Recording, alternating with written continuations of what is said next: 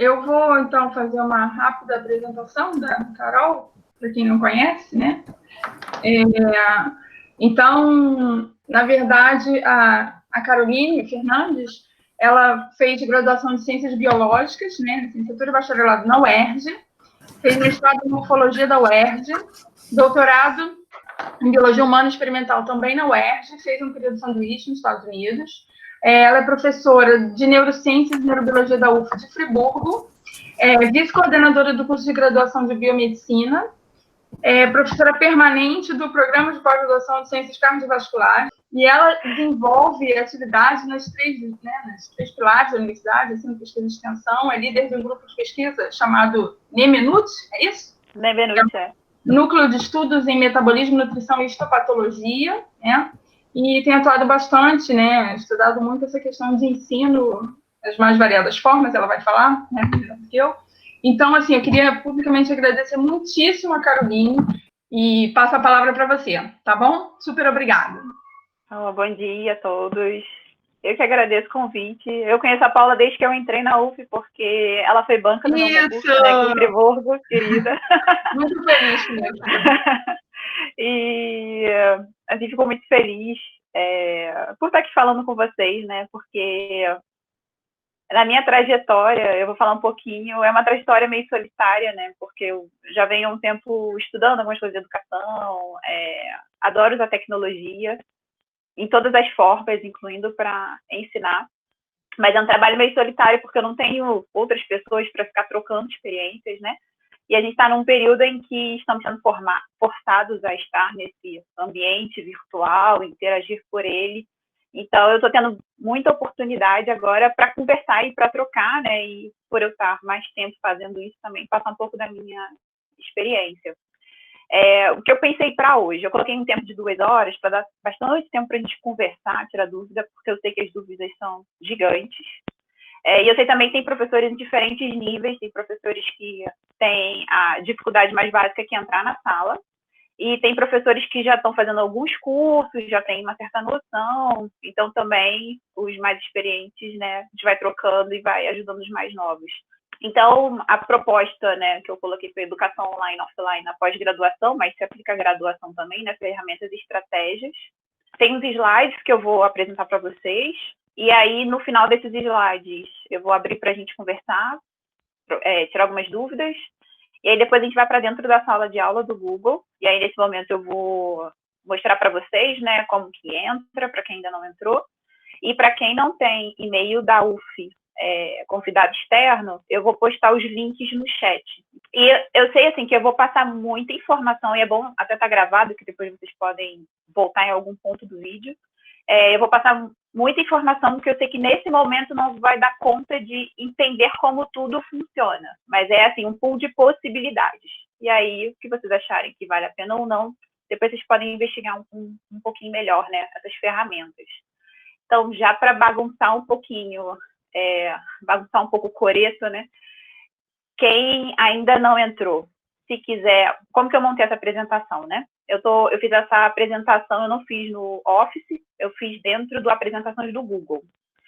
E aí, essas apresentações do Google, assim como o da Microsoft também, tem o aplicativo chamado Peer Deck, é um site que eu faço uma conta e eu posso criar slides interativos.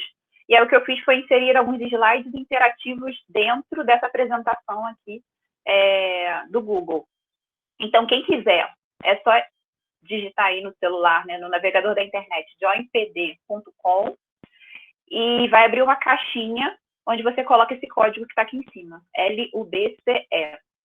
E aí, uma vez que você digitar esse código, aí vai aparecer um íconezinho como você está se sentindo hoje, tem 3 carinhas, aí depois você vai estar no slide da minha apresentação. E eu acho que eu configurei para toda vez que eu passar o slide também vai passar para vocês.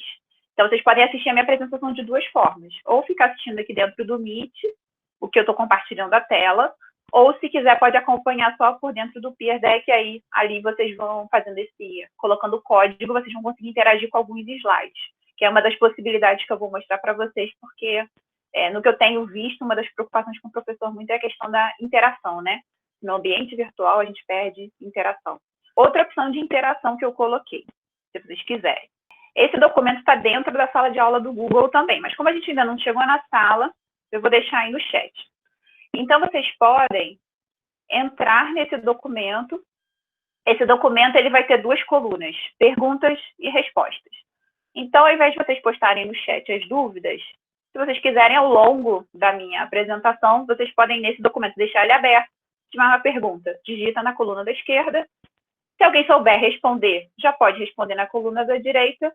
Ou depois eu venho, depois da palestra, quando tudo acabar, eu posso abrir esse documento e responder as perguntas de vocês. E aí vocês levam esse documento para vocês de presente para casa, né? De perguntas e respostas. Então, é uma opção que o Google dá, que é um documento colaborativo. Então, a gente tem 3 possibilidades aqui de interação. Eu tenho chat, tem esse documento que eu joguei para vocês. Se vocês quiserem brincar dentro dele, pode ficar digitando. Vocês vão ver que vai ter um monte de gente dentro do documento ao mesmo tempo. E tem os slides interativos. Então, só para saber quem está aqui dentro da sala, me diz se vocês são... Quem é professor e quem é aluno. E quem é professor, quem é aluno que dá aula, ou professor que está fazendo curso em algum local. Então, esse é um tipo de interação que é pergunta de múltipla escolha, né? Mas, na verdade, são alternativas, não tem uma resposta certa, né? Só para ver mais ou menos o público.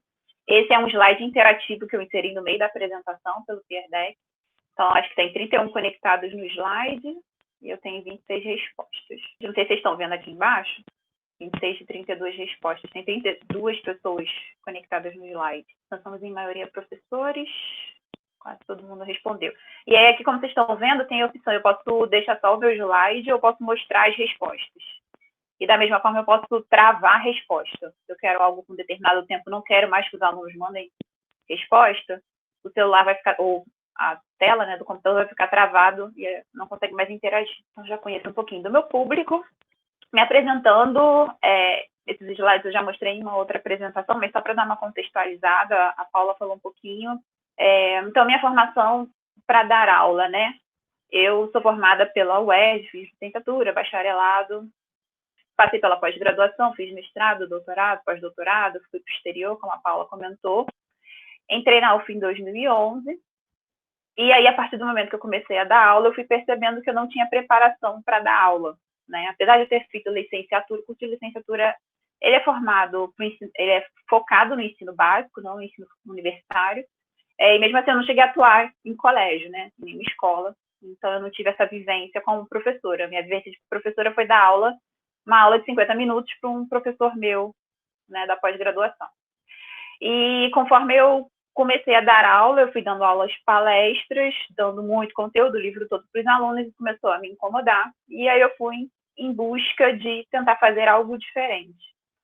E aí, em 2013, 2014, mais ou menos, eu ingressei numa pós-graduação da UF, de Planejamento, Implementação e Gestão de Educação à Distância, que foi uma dica de uma professora aqui do campus, a Ângela, e fui num primeiro congresso de educação. E, a partir daí, na verdade, eu descobri que o que eu estava passando é o que todos os professores universitários passam, né? A gente não é formado de forma adequada para dar aula no ensino superior. E eu acho muito importante, talvez nesse momento que a gente está falando muito sobre isso, né, que os programas de pós-graduação, eles têm que enfatizar essa parte da formação também do pesquisador. Porque, no final das contas, a CAPES preconiza que os professores que vão atuar no ensino superior, eles sejam formados na pós-graduação, durante o estágio de docência. O bolsista, obrigatoriamente, tem que fazer estágio de docência. Às vezes, o que não é bolsista, isso não fica obrigatório, né, pelo programa. Mas é nesse momento que a gente tem que formar essa pessoa para dar aula, né? E não para chegar numa sala de aula e ficar dando palestra, que foi a minha sensação assim que eu ingressei na UF. Eu não tinha experiência nenhuma de dar aula. Nesse primeiro momento, assim, foi uma dificuldade que encontrei. E aqui eu coloquei também vocês vão ver ao longo das apresentações, essas carinhas, que são os bitmojis, que eu também coloquei, eu dei uma abusada nos slides com eles, mas tem que usar também com parcimônia, senão não perde a graça, que também é uma estratégia que vocês podem utilizar nos slides, né? Fazer um avatar seu, e o bitmoji é bem legal, ele tem várias cenas, e você pode usar nos seus materiais. E aí, com isso, né, a partir do momento que eu fui nessa minha busca pela formação que eu não tive, eu fui aprendendo algumas coisas ao longo do caminho. Essas aqui são ferramentas que eu, de fato, implementei nas minhas disciplinas. Então, no primeiro momento, eu fiz um website, no Wix, Depois, de um determinado momento, eu conheci o Kahoot. Tive contato com uma metodologia de ensino que eu cheguei a utilizar nas minhas disciplinas, que foi a aprendizagem baseada em equipes. Em 2018, eu comecei a usar uma sala de aula virtual, que é o Edmodo. Eu nunca usei a sala de aula do Google, a minha experiência está sendo agora recente, porque a UF adotou, né? E comecei a usar o YouTube como repositório de vídeos para as minhas aulas, porque eu gosto bastante de usar vídeo, trabalhar a questão visual do conteúdo, não só o texto que é lido, né? Porque tem diferentes formas de aprender, e é uma forma diferente de eu mostrar o mesmo conteúdo para o aluno. E em 2019, o ano passado, eu usei o ano inteiro o Mentimeter, que são slides interativos, mas eu também consigo montar minha aula dentro do Mentimeter, então eu passei todas as minhas aulas para dentro dele, e aí no meio dos meus slides tinha interações, que os alunos adoram. E comecei a usar também, no ano passado, esse site, que é um site onde você cria tarefas online. Então eu passei a fazer muita tarefa, muita atividade com entrega online o ano passado. Diferente de outros anos que eu dava uma atividade, os alunos entregam por escrito, né? E depois tem que corrigir, devolver. Eu tentei automatizar um pouco esse processo com esse site.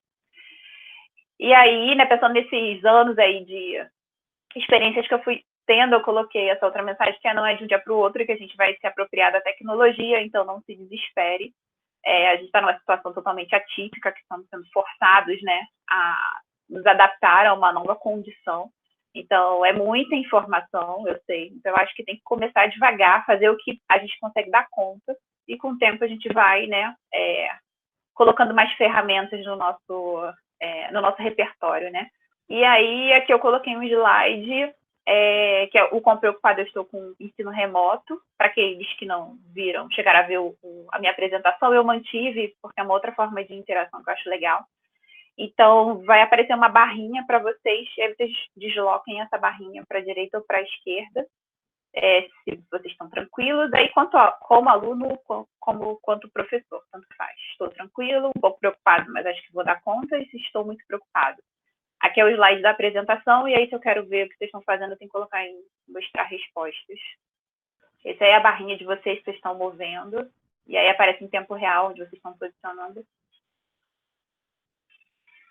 Bem heterogêneo o grupo, né? Tem gente que sabe. Só eu vejo assim. Vocês, no dispositivo de vocês só vão ver a barrinha de vocês. Aí, no momento que eu permito que vocês vejam as respostas, vocês veem todo mundo interagindo ao mesmo tempo. Dependendo da pergunta que eu fizer, pode ser que eu não queira que os alunos vejam a resposta. Eu posso fazer uma avaliação aqui dentro, se eu quiser, em tempo real com os alunos. Eu posso deixar as respostas bloqueadas, eu dou o tempo para responder, e aí, no final, essa apresentação ela vai para o site, todas as interações. E aí eu consigo ver o que os alunos responderam. Vem uma planilha em Excel que me dá essas respostas. Bom, e aí né, pela minha afinidade, eu gosto bastante, né, de educação. Todos deveríamos gostar, né, porque somos educadores, ou estamos tendo aula em algum momento, né? E eu estava buscando um slide que eu vi numa apresentação que falava sobre mudança. E aí acabou que, quando eu fui buscar, eu achei essa imagem, que eu também achei super apropriada para o que a gente está passando, né? E aí resolvi colocar ela aqui. E aí essa imagem, aí ela mostra, né, quem quer mudança? Todo mundo quer. Quem quer mudar? Aí fica uma mosquinha, passeia ali, o pessoal de mão abaixada. Quem quer liderar a mudança? Aí o pessoal foge.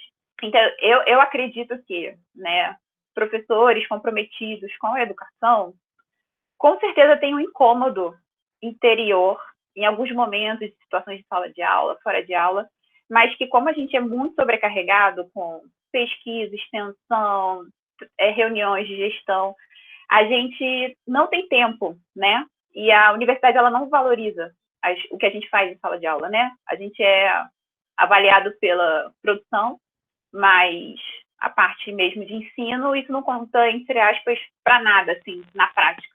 Então, acaba sendo um pouco negligenciado. E aí eu acho que a gente tem o sentimento de que, eu queria mudar, queria fazer alguma coisa, queria aprender tal coisa, mas acaba não sendo prioridade, né? Mas aí também, no momento assim, então, queremos mudar, queremos, né? Vamos mudar? Mas agora não tem muito jeito, né? A gente está sendo forçado a mudar. Então, tem esse movimento, todos os professores em busca de como fazer isso. Nesse slide, tem essa setinha, para eu não esquecer, que tem vários slides que eles são clicáveis. Isso independente do Peer Deck. Se eu pegar só a apresentação do de slides do Google, mandar o link para vocês acessarem, vocês vão conseguir clicar também. Então, sempre quando tiver essa setinha, tem alguma coisa linkada a esse slide, se vocês tentarem clicar aí, vocês vão acessar o site. Então, esse está com um link para o site de onde eu tirei essa imagem. E aí, no final das contas, a imagem que eu queria mesmo era essa aqui, que é a curva da mudança.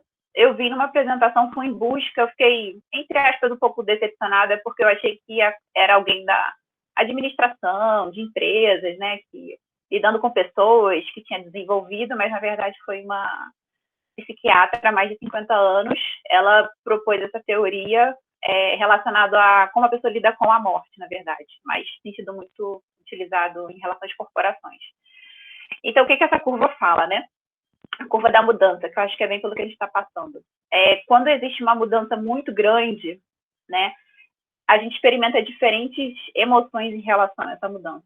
Então, no primeiro momento, a gente passa por aqui tem a motivação, está alta, está baixa ao longo do tempo.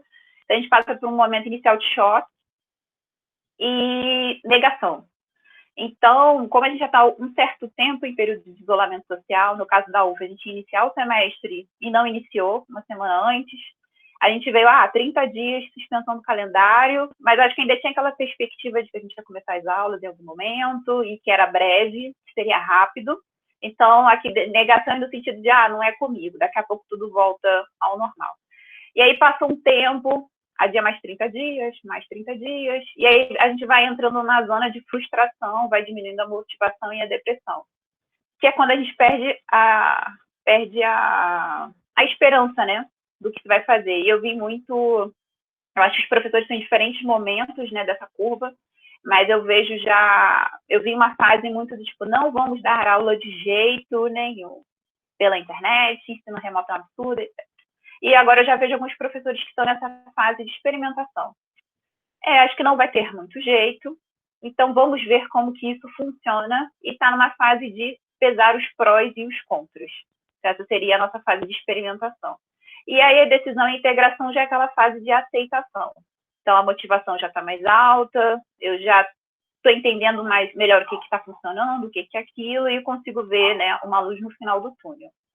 Então, a curva da mudança, ela fala sobre isso, né? Quando tem uma mudança muito grande, isso impacta a gente, é normal a gente experimentar diferentes emoções nesse processo, e aí ela se daria mais ou menos, para a maioria das pessoas, né, nessa curva inicial de negação, uma depressão, uma experimentação, vou ver o que é isso, você dá os prós e os contras, e aí depois integração, quando uma fase já de aceitação. E aí eu coloquei um outro slide interativo com barrinhas para vocês me dizerem em que momento vocês acham que vocês estão dessa curva.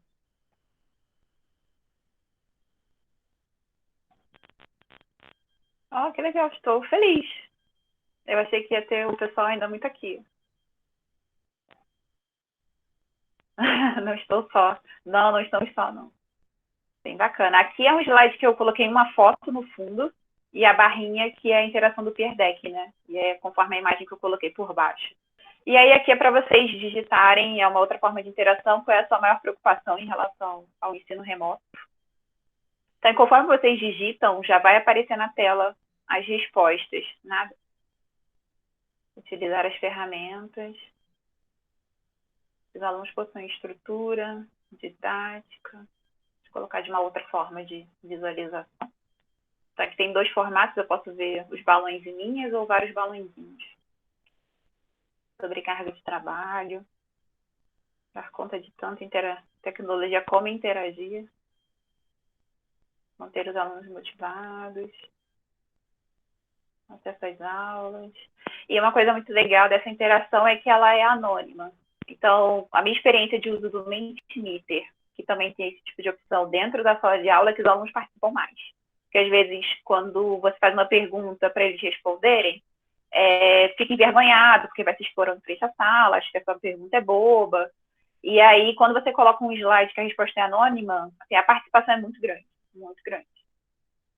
Alguns até fazem questão, às vezes, de falar qual foi a resposta que ele colocou, né? Mas você vê assim, aquele aluno mais tímido, que às vezes não fala nada na sua sala, ele vai interagir pelo slide, porque ele não está sendo identificado. O anonimato é do sistema.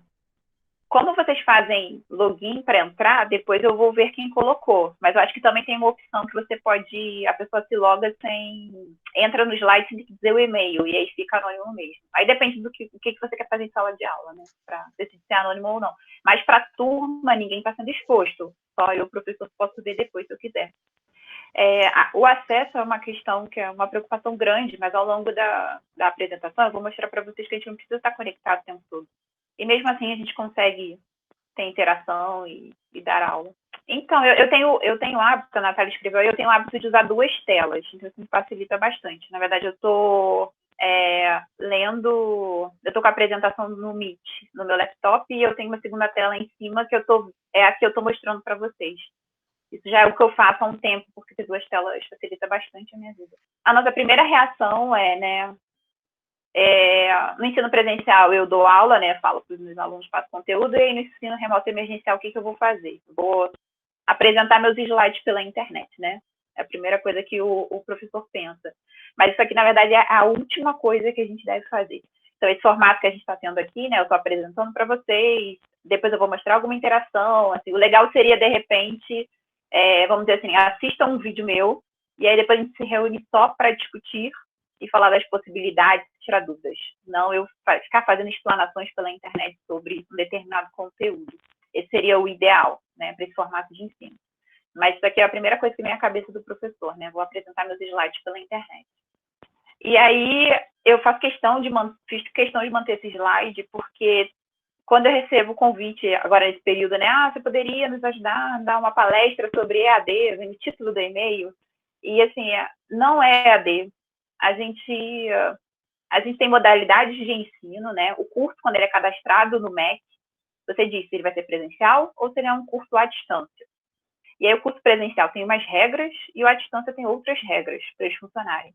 E o EAD, a educação à distância, ela tem toda uma estrutura que não é o que nós faremos, porque nossos cursos são presenciais. E aí um curso de graduação, ele pode ter um percentual de carga horária que é dado de forma virtual. Isso é permitido e hoje está flexibilizado por causa da questão do isolamento social. Então, por que não é EAD? O EAD tem toda uma estrutura onde a gente vai ter um ambiente virtual de aprendizagem, que a gente vai ter agora, né? E no nosso caso vai ser no nosso caso o UF, a sala de aula do Google, onde a gente vai ter o nosso espaço virtual para interagir com esses alunos. Mas no EAD a gente tem atividades, a gente tem uma pessoa que vai desenhar esse ambiente, um professor que vai produzir o conteúdo. Então, esse professor ele não vai dar aula, ele só produz conteúdo, só entre aspas, né?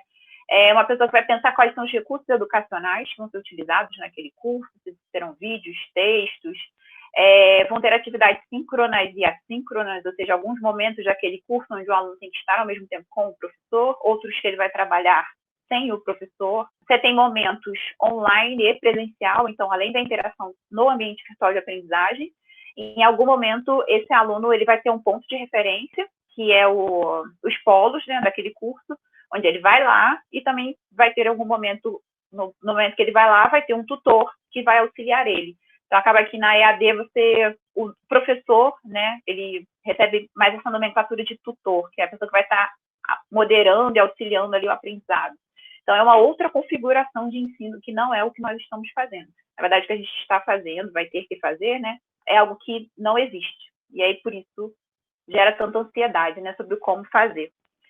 E aí, aqui eu trouxe um conceito de ensino híbrido, porque agora está sendo muito falado na UF, né, e nos documentos que estão saindo, estão fazendo menção que a gente vai... E eu acho, na minha perspectiva, né, no que eu penso, eu acho que a gente vai... Nosso novo normal, em relação à educação, será fazer o ensino híbrido. E aí, o que é o ensino híbrido? No ensino híbrido, pensando no curso presencial, a gente vai ter momentos em sala de aula com os nossos alunos e a gente vai ter momentos de interação pela internet. E aí eu coloco online e offline, que são termos, está até no título da palestra, que existe um termo chamado hibridismo, que tem uma palestrante chamada Marta Gabriel, ela tem livro, que ela fala muito sobre esse termo hibridismo, porque a nossa sociedade atual, a gente está no mundo offline, então no presente, né, em contato com as pessoas presencialmente, mas ao mesmo tempo a gente não sai desse mundo online, e eles se misturam. Então não tem como dividir muito o online e o offline, e por isso o termo hibridismo. E a gente também tem que trazer isso para dentro do ensino. Então, a gente vai ter o offline, seria a nossa aula presencial com os alunos. Essa aula presencial ela pode ser mediada pela tecnologia. E aí eu tenho o slide, né? A apresentação de slide é uma tecnologia, o quadro negro, dependendo, enfim, de quem você for ler, vai falar que o quadro negro também é uma tecnologia, na época que ele surgiu. A gente pode usar, por exemplo, o Kahoot, né? Eu peço para os alunos se logarem num aplicativo no celular e dentro da sala de aula presencial, nesse momento offline, eu uso a tecnologia para me auxiliar. E a gente tem os momentos no online, quando eu estou conectado, e aí pode ser na sala de aula do Google, um ambiente virtual, seja onde for, e eu posso fazer atividades que são síncronas. Então, o que a gente está fazendo aqui hoje, dentro do Meet, é uma atividade síncrona, eu estou conectada ao mesmo tempo com vocês, interagindo, mas eu também posso interagir em momentos que nem todos estão conectados ao mesmo tempo. E aí, o exemplo mais clássico seria um fórum, eu tenho ou mesmo o WhatsApp, né? O WhatsApp não é síncrono, eu mando uma mensagem, pode ser que a pessoa está ali naquele momento ou não, ela vai me responder amanhã. Então, esse é o exemplo, por exemplo, de uma conexão assíncrona, né? Eu mando, mas a pessoa não está ali naquele momento, ela vai me responder em outro momento. Então, o híbrido, ele vai mesclar tudo isso. Eu posso estar no presencial, usar a tecnologia, posso estar no ambiente online, ao mesmo tempo, ou não, com os meus alunos. Então, abre um campo de possibilidades. E aí, um outro conceito, assim, que eu acho que a gente tem que começar a trazer como professor, e por outro lado também os alunos começarem, eles estão habituados com um tipo de ensino que não cabe mais, e aí eu estou falando, né, com base em tudo que se pesquisa e estuda em educação, a gente não pode mais ficar só falando algo, o aluno recebendo e aceitando aquilo. Então, as novas formas de ensinar preconizam que o conhecimento é uma obra aberta, então ele está em constante construção, ele não é de propriedade do professor, que eu sei tudo e passo para esse meu aluno, que não sabe nada. O professor tem que aprender a ser um curador de conteúdo, e isso é algo que a gente vai ter que fazer, porque eu fiquei me perguntando outro dia, né? Se começarmos a dar aulas remotas, e a biblioteca para os alunos estudarem, né? Mas, ao mesmo tempo, tem muito conteúdo na internet. Então, a gente não precisa também ficar produzindo material, tem muita coisa. Então, o que a gente precisa fazer como docente é buscar o material mais apropriado e confiável, relevante para o meu aluno estudar, e deixar isso disponível em algum lugar. Ambientes computacionais diversos, no sentido de que eu posso usar diferentes espaços, né, pela internet, para poder, diferentes sites, para poder me comunicar com esses alunos. Então, a gente tem na UF a sala de aula do Google, mas não quer dizer que eu preciso ficar restrita a essa sala de aula. Eu posso usar outros sites, aplicativos para dar aula. Uma aprendizagem colaborativa. E aí a gente tem que... E aqui, de novo, vem a avaliação colaborativa. Então, o professor, se vocês virem aqui, ele está como mediador. Então, a gente, eu não sei se vocês já ouviram falar sobre isso, né? A gente é a sociedade da informação e não do conhecimento. Então, assim, aquela época em que a gente sabia tudo, era difícil ter uma informação. Na minha época da graduação, que foi 2001, 2002, o mecanismo de busca era o Yahoo, e eu tinha que anotar os sites, porque não era um bom site de busca. Não tinha o Google ainda, do jeito que é hoje. Então, o acesso à informação era muito difícil. Hoje a informação está aí. Então, se a gente, como docente, a gente for só um reprodutor de conteúdo, a gente vai ser substituído pela tecnologia. A gente tem que repensar o nosso papel como docente. E aí, na verdade, a gente tem que ser um mediador, um facilitador, promover discussões, promover debates, não só ficar passando o conteúdo e o aluno ficar recebendo aquele conteúdo.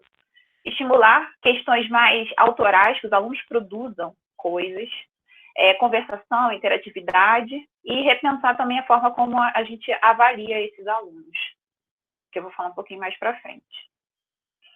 E aí eu deixo uma mensagem que é: não queira passar todo o seu conteúdo através de Meet. E aí essa frase é bem enviesada, né? Passar todo o conteúdo, porque a gente não passa nada, né? A gente tem que criar um ambiente que favoreça que o aluno aprenda, que ele construa o seu conhecimento. E aí eu coloquei o receio de todo professor, né? Como eu vou fazer interação pelo ambiente virtual? A gente se conecta aqui, fecha as câmeras e o aluno vai fazer outra coisa, vai estar dormindo do outro lado, acordou, liga o computador só para dizer que está na aula, mas ele não está ali, né? Então, se a gente forçar os nossos alunos a ficarem só em Meets, é provável que isso aconteça. E aí eu vou falar mais do Google Meet também, porque é a ferramenta que está no nosso pacote do G Suite for Education pela UF, mas tem outras, né? Vocês já devem estar participando de palestras pelo Zoom ou pelo conferência web. O Google Meet, em especial, ele vai permitir essa atividade síncrona, como eu já comentei, pode ligar e desligar áudio e câmera, mas tem as limitações porque quem cria a reunião, ele não tem esse controle, diferente de outras plataformas que você pode mutar todo mundo ao mesmo tempo, fechar a câmera de todo mundo, então esse controle é mais difícil. Compartilhar telas tem a limitação que a gente perde a visão dos alunos, mas eu tenho percebido cada vez que eu entro no Meet que eles estão mudando um pouquinho, então a gente via poucas pessoas na tela, aumentou para 16. A gente pode instalar extensões que permitem ver mais pessoas ao mesmo tempo. E eu, de umas 2 semanas para cá, percebi também, eu estou projetando, mas agora eu já consigo ver, tem 3 pessoas aqui na minha lateral. Então eu já consigo ver pouco, mas eu já consigo ver alguém, pelo menos eu não estou apresentando para a tela do computador sozinha, né? E aqui eu coloquei o Peer Deck, que é essa extensão que eu estou usando, que eu posso colocar interação dentro dos slides do Google. E aí, como alternativas, né, já que não é recomendado que eu fique fazendo tantos Meets, eu posso me gravar dando aula, posso abrir o Google Meet, aperto para gravar, projeto meus slides, vou dando aula aqui para o computador, e aí depois essa gravação vai para o meu Drive e eu disponibilizo esse vídeo para o aluno. E aí o aluno pode assistir esse vídeo em outro momento, que eu não preciso estar com ele falando para ele. E aí isso também melhora a questão da conexão com a internet, que é outra preocupação que a gente tem, né, nesse momento. Os alunos têm acesso. Eu posso gravar a tela do meu computador, então tem vários gravadores de tela disponíveis, gratuitos. Eu posso, vai dar muito trabalho, mas eu já tenho meus slides que eu dou aula na graduação ou na pós-graduação. Eu posso inserir áudio no slide, e aí se eu usar, por exemplo, o PowerPoint, eu posso do meu slide, do PowerPoint, fazer um vídeo dele. Isso é só mudar a opção de salvar em MP4, ele faz um vídeo da sua apresentação, que eu também disponibilizo para os meus alunos. E eu posso fazer curadoria de vídeos também. Tem muito material na internet. E aí aqui eu coloquei como exemplo para vocês, também é clicável, se vocês quiserem clicar, vai para o canal do YouTube da minha disciplina de neurociências. Como eu sou mais visual, eu gosto muito de imagem e vídeo. Quando eu vou lembrar de um conteúdo, geralmente eu lembro de uma imagem.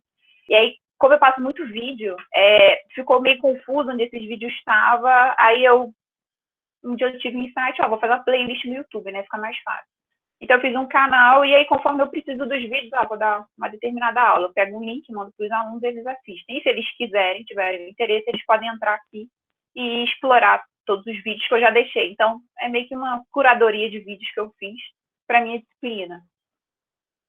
Algo que vocês podem fazer. Lá atrás, quando eu comecei a reunir ou produzir algum material, eu fiz um site para a minha disciplina. Aqui no campus, eu acho que todas as disciplinas, os professores acabaram fazendo algum site. Com o tempo, e aí lá no início, né, esse site, os alunos que eram monitores da disciplina foram fazendo alguns resumos, né?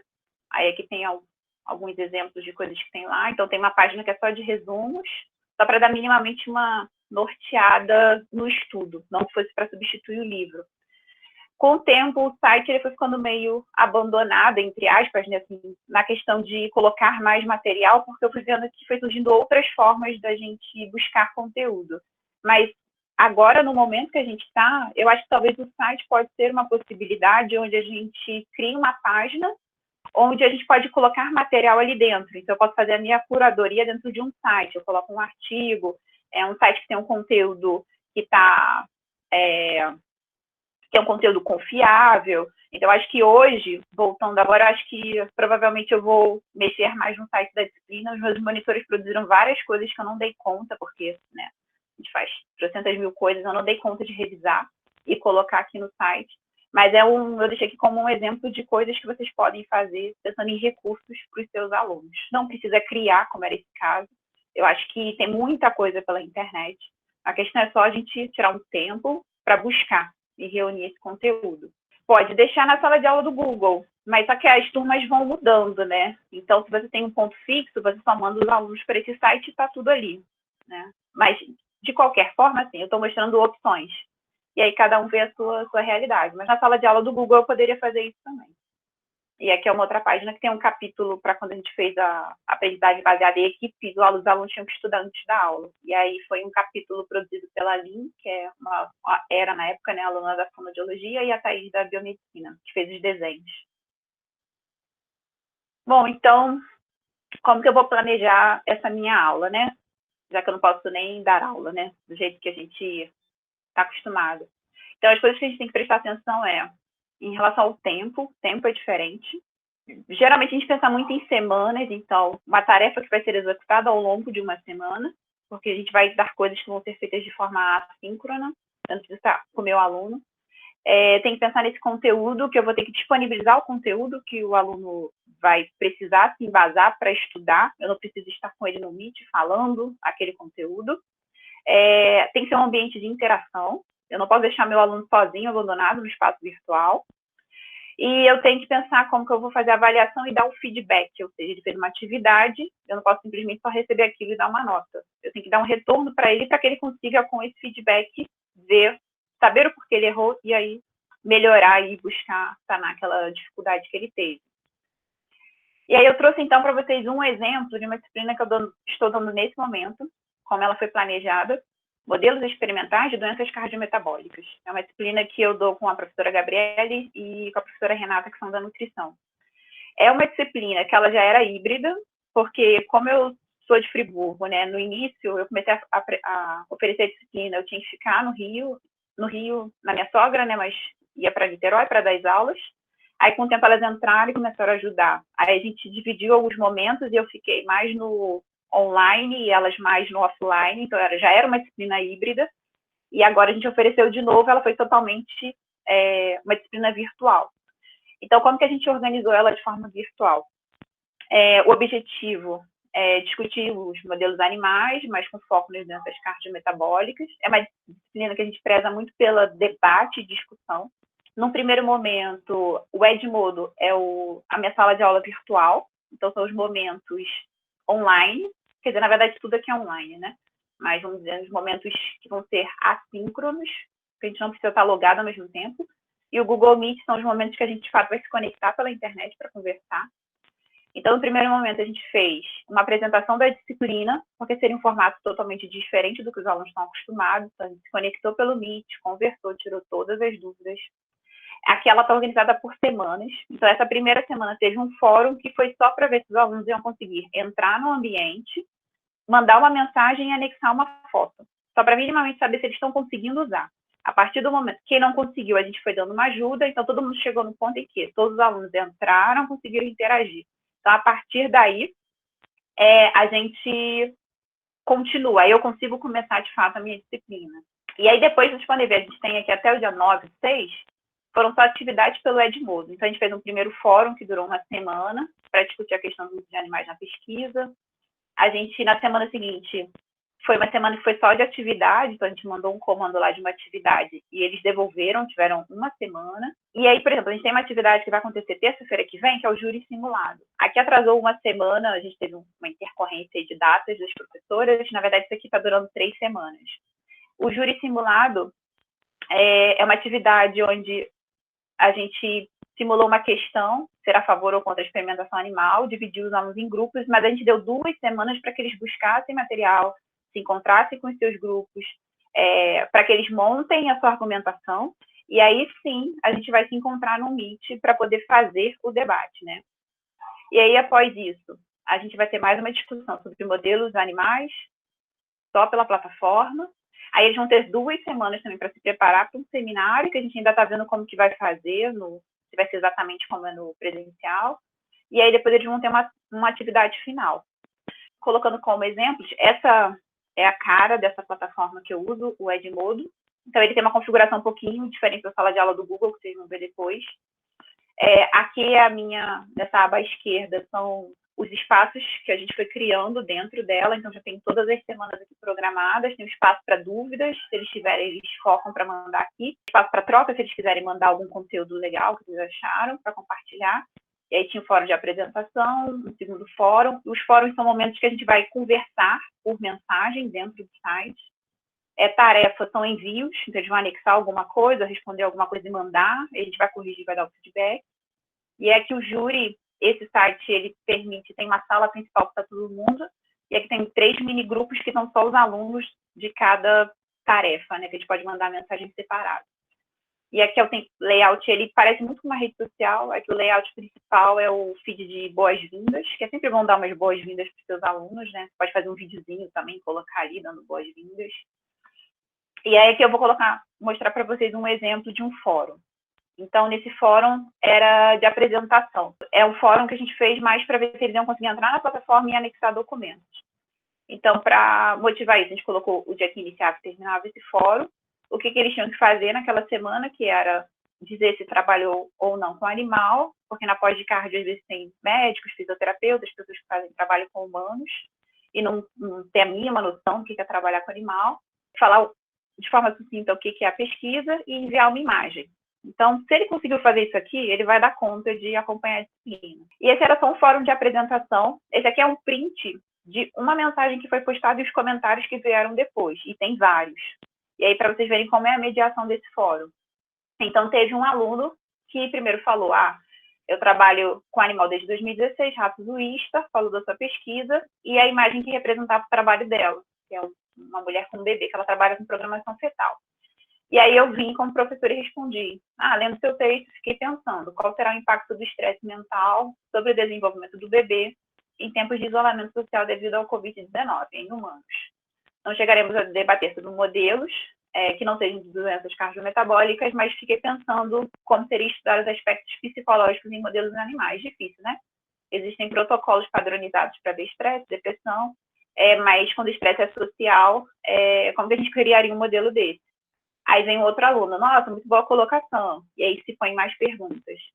Aí vem de novo a aluna que fez o post. Ótima questão, Carol. E aí continua a conversa. Aí eu vim e falei mais algumas coisas. Aí veio as 2 outras professoras e continuaram a conversa. Então, assim, esse é um exemplo de interação no ambiente virtual. Não é simplesmente assim, um aluno postou alguma coisa e você, que legal, beleza. E acabou a interação. Então, você tem que mostrar um interesse genuíno, né, pelas coisas dos alunos e, de alguma forma, você ir introduzindo o conteúdo no meio dessa conversa. Eu não preciso colocar para o aluno estudar tudo antes. Eu, ao longo do caminho, num fórum, eu posso ir introduzindo o conteúdo ali no meio e eles não vão nem perceber. Agora eles vão saber porque tem alguns alunos que estão aqui dentro da sala do Meet, né? Mas essa seria uma forma de você interagir por um fórum. Aqui é o exemplo do Fórum 2, tem uma data de início e término, o que eles precisam fazer, 2 argumentos contra e a favor da experimentação animal e qual vai ser o material base para eles falarem sobre isso. A gente deu um vídeo e a gente deu algum material suplementar para busca. Eles podem só ver o vídeo, mas se tiverem interesse adicional, eles podem ir no site também.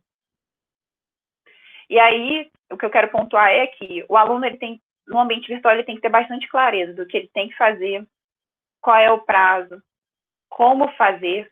Então, se é uma tecnologia que eles não estão habituados, eu tenho que minimamente mostrar para eles como usar, porque às vezes a dificuldade não é nem fazer a tarefa, é como usar a tecnologia para fazer a tarefa, e aí já trava. Fornecer um material de estudo, ter um canal claro de dúvidas, o aluno não pode ficar com dúvida e você não responder essas dúvidas, e deixar bem claro também como que essa atividade vai ser pontuada. No caso dessa disciplina, isso foi dado lá no início, no cronograma, no primeiro Meet, a gente explicou tudo para os alunos, que a gente queria era interação e conversa. Uma preocupação também no ambiente virtual é como fazer interação. Aqui eu vou dar um exemplo de como pode ser feito, por exemplo, uma discussão em grupo pensando no Meet, que o Meet é uma conexão e não tem salas paralelas. Dependendo de onde vocês estão passeando aí pela internet, eu sei que tem alguns eventos no Zoom, por exemplo, no conferência web, você consegue, dentro daquela conferência, ter salas paralelas. As pessoas vão para essas salas que estão reservadas e depois voltam para a principal. No Meet tem essa limitação.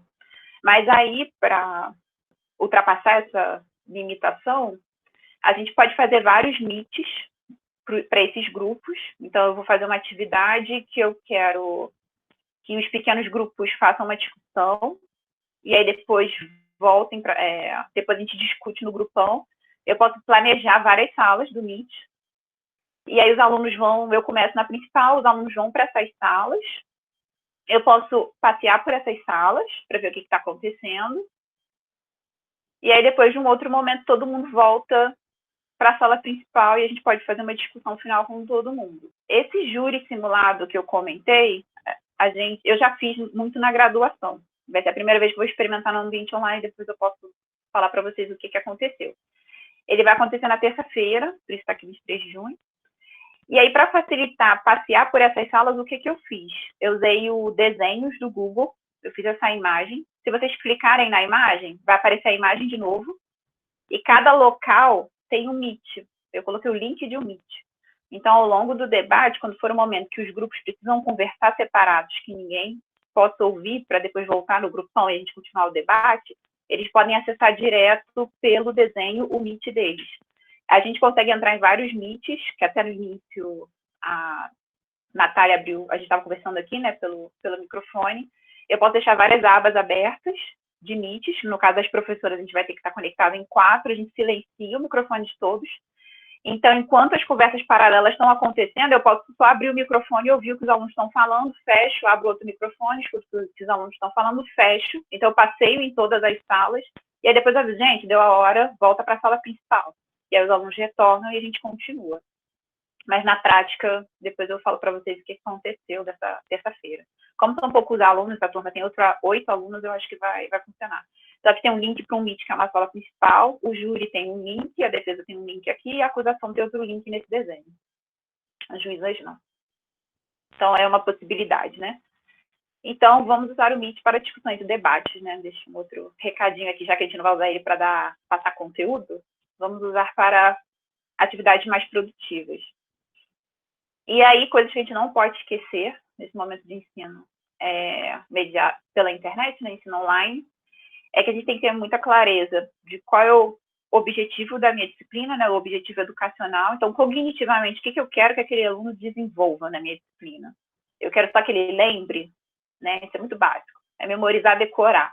Se eu só quero que ele faça isso, e eu tiver que dar alguma avaliação pela internet, ele joga no Google, ele vai ver a resposta, e aí, de fato, dar uma avaliação pela internet vai ser muito difícil. Mas se eu vou caminhando para processos cognitivos mais complexos, eu quero que ele analise, avalie, que ele crie alguma coisa, eu posso dar uma avaliação pela internet, ele pode conversar com outro grupo, com outro aluno, pode jogar onde ele quiser, ele não vai ter uma resposta, ele vai ter que criar, planejar, entender, para daí aplicar um conceito, então ele não vai conseguir colar pela internet. Isso vai muito do jeito que a gente vai trabalhar o conteúdo e criar as nossas avaliações.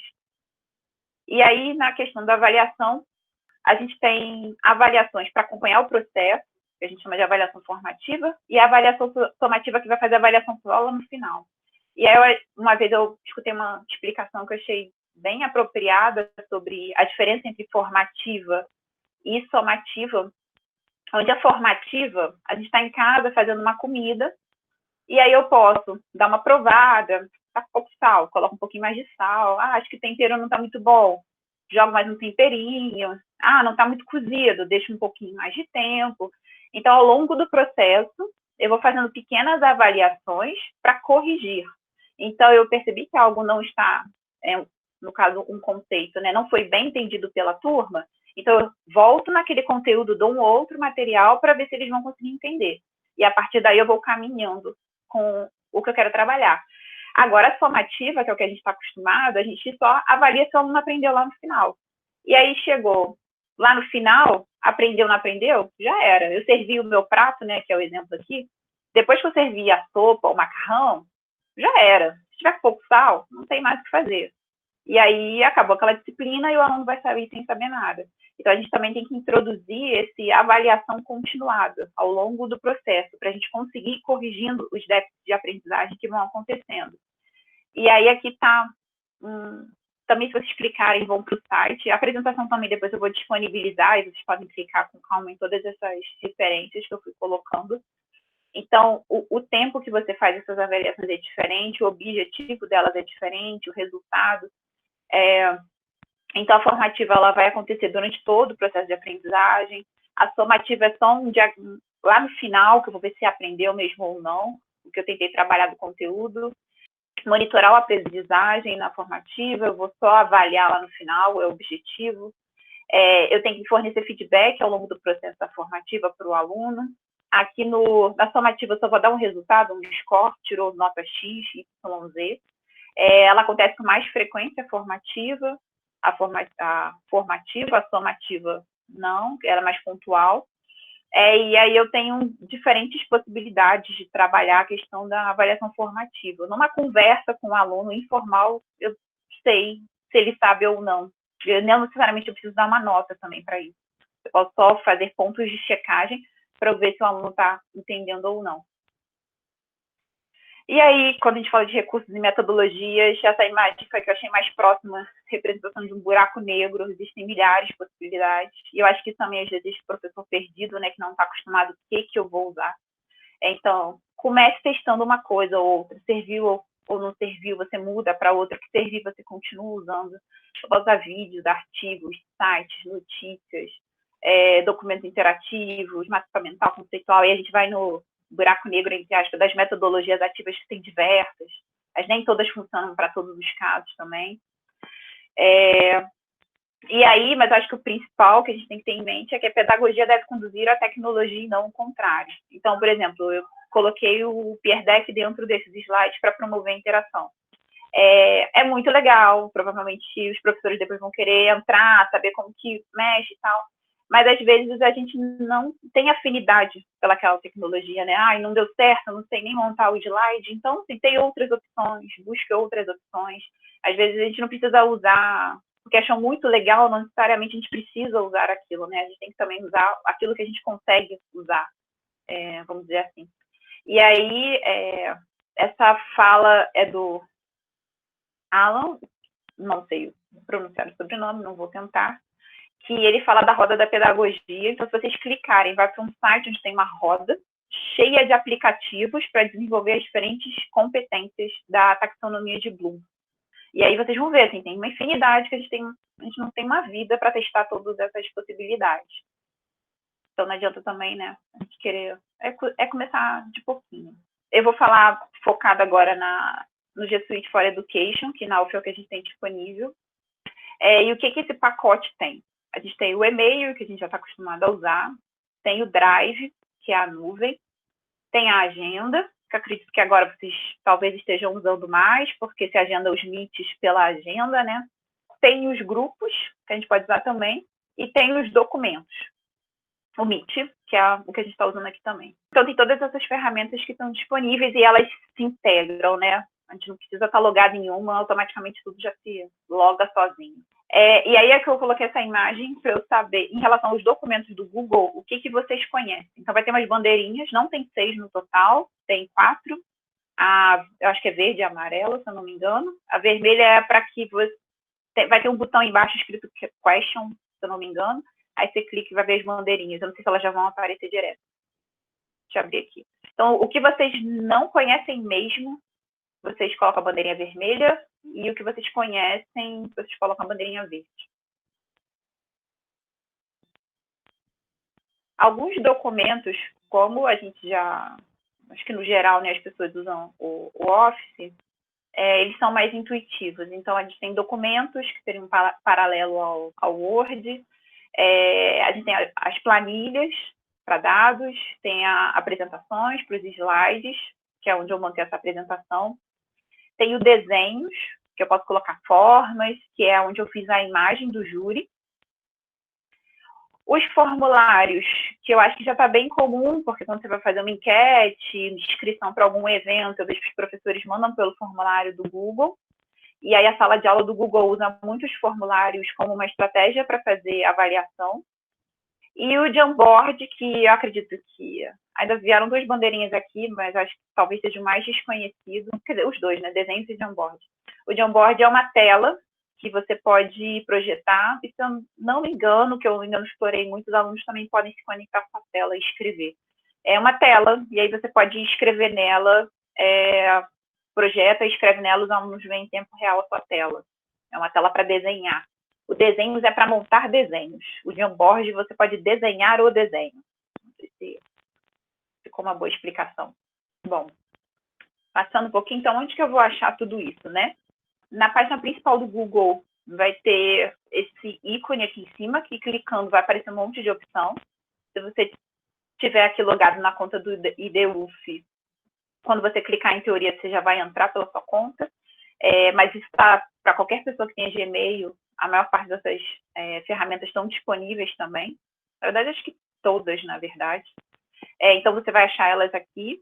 E aí, a principal vantagem que eu tenho visto desses documentos, porque eu não usava até então, é a gente fazer uma edição online, não preciso baixar, mas pensando em conexão da internet, eu tenho uma opção lá de deixar offline, então eu posso mexer nele sem internet, depois ele faz o upload de volta. Ele é colaborativo, então várias pessoas conseguem trabalhar ao mesmo tempo dentro do documento. Ele é compartilhável e você também consegue rastrear a edição desse documento. Então, eu sei quem entrou, que horário entrou, o que ele fez dentro do documento. Então, isso dá várias possibilidades de coisas que a gente consegue fazer com os alunos. Aqui eu coloquei um exemplo de um documento aberto, que é o que eu falei lá no início. Eu não sei se vocês chegaram a abrir, porque eu não estou com a tela aqui dele. Um documento, aqui em cima, tem algumas opções sobre o que eu falei. Então, em relação ao compartilhamento, eu posso clicar nesse ícone aqui de cima, ele me abre algumas opções. Então, como é da minha conta IDUF, eu posso deixar o acesso restrito, eu tenho que digitar aqui em cima o e-mail da pessoa que eu estou dando acesso, então só aquele e-mail tem acesso. Eu posso compartilhar com todo mundo dentro da universidade ou eu posso compartilhar com qualquer pessoa. Como eu sabia que iam logar pessoas que não são da UF, então eu deixei algumas coisas como... Acho que a maioria está qualquer pessoa com um link pode acessar. Porque se eu coloco essa opção, só quem tem DUF vai acessar. Quem tem Gmail não consegue acessar o documento. E aí, falando dessa questão do compartilhamento, além do quem pode acessar, tem o que a pessoa pode fazer quando acessa. Ela pode só ler, ela não consegue... Ela vê o documento, mas não consegue editar. Ela pode comentar, então eu posso adicionar aqueles balãozinhos de comentário no documento, mas também não consigo editar. E tem o editar, que aí tem acesso total ao meu documento. Pode deletar, adicionar, fazer o que quiser. Falando da sala de aula do Google em si, existem vários ambientes virtuais de aprendizagem. O Moodle é o que, né, geralmente o pessoal associa Moodle a EAD, mas é porque o Moodle é uma plataforma aberta, né? De código aberto, então muita gente usa para ensino à distância, para educação à distância, mas tem outros sites que também permitem, cada um vai ter suas potencialidades e limitações. O Edmodo é uma dessas plataformas que eu já tenho usado, que é aberto, gratuito. Para a gente, na UF tem a sala de aula do Google, que é o que o pessoal está em busca de aprender como funciona. Então, nessa sala, assim como outros também, né, a gente consegue enviar materiais para os alunos, enviar avisos, atribuir atividades. Ele chama atividades de uma forma coletiva, mas pode ser uma prova, pode ser uma avaliação formativa. Eu consigo monitorar em tempo real o que o aluno está fazendo. Então, dependendo da atividade, eu consigo olhar dentro do documento dele, ver ele digitando dentro do documento. Eu posso fazer comentários, fornecer feedback. E aí, de retorno, o aluno pode também se comunicar com o professor, acessar os materiais, devolver atividades. Então, existe né, se a gente explorar todas essas potencialidades, é o que a gente consegue fazer dentro da sala. Bom, e aí, aqui eu estou falando mais em relação a uma limitação que eu vejo na sala de aula do Google, porque eu já tive experiência com outros ambientes. O Edmodo também tem essa limitação. Então, eu não sei se o aluno está entrando e acessando o material da plataforma. Ele não tem o registro. O Moodle, por exemplo, tem. Quem já fez curso dentro do Moodle tem na lateral aparece, a pessoa logou a última vez, está o horário. A gente não tem isso dentro da plataforma. Então, eu posso obrigar o meu aluno a ver coisas sempre dentro de documentos, porque aí dentro do documento eu consigo ver quem abriu. E outra coisa que eu posso fazer também é colocar links rastreáveis. Isso eu uso muito. O Bitly, aqui, se vocês clicarem, não está com a setinha, mas aqui é clicável. É um site, vocês devem estar vendo bastante agora na internet, divulgação de eventos, às vezes os links são muito grandes. Então, tem sites que encurtam esses links. E aí, tem sites que só encurtam e te dão aquele link, aí você clica nele, ele redireciona para o site que você quer que a pessoa chegue. E tem alguns, como o bitly.com, que ele também te fala o acesso desse link.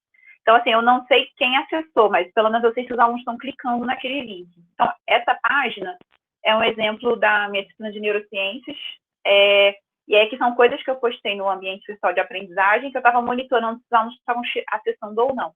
Então, por exemplo, eu coloquei aqui vídeo, material, que o acesso foi, aqui é um vídeo, que o acesso foi na verdade, foi eu testando o material, o link, então os alunos nem clicaram, Então, pode ser um feedback para mim mesma de que eu não preciso fazer isso, porque os alunos não estão acessando.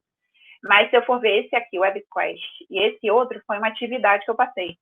E aí a turma não tem 70, 100 alunos. Na verdade, os alunos clicam, veem, aí em outro momento eles clicam, e aí veem o que tem que fazer de novo. Aí no outro momento, de fato, eles vão clicar para entregar a atividade. Então aqui eu consigo ver, minimamente monitorar se os alunos estão pela sala e estão clicando nos materiais que eu coloquei lá. A outra forma aí eu vou voltar aos slides, que eu comentei que seria eu forçar os alunos sempre a lerem coisas dentro de documentos, é porque na barra superior do documento abre essa caixinha que eu consigo ver o histórico daquele documento. Então, por exemplo, eu consigo ver quem leu o documento. Eu vou mostrar depois para vocês na prática. Então, aqui, por exemplo, quando eu dei esse print, aí tem a lista de pessoas aqui que eu ocultei, que mostra quando elas entraram e mostra também o horário. Esses que estão muito próximos, ele só colocou como ontem.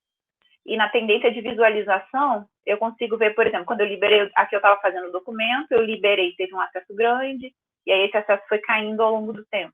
Também é uma forma de eu monitorar se, né, os alunos estão vendo ou não. E aí, agora eu vou abrir para vocês falarem, tirarem suas dúvidas. Eu deixei aí como possibilidades de perguntas, né? Tinham documentos que eu coloquei no chat lá no início, não sei se agora o pessoal ainda está com acesso. Vocês podem escrever no slide a pergunta de vocês, mas também pode abrir o microfone. Aí a gente pode trocar umas figurinhas, aí depois eu mostro a sala de aula do Google e os exemplos de atividades. Então, vantagens e desvantagens do Edmodo e do Classroom.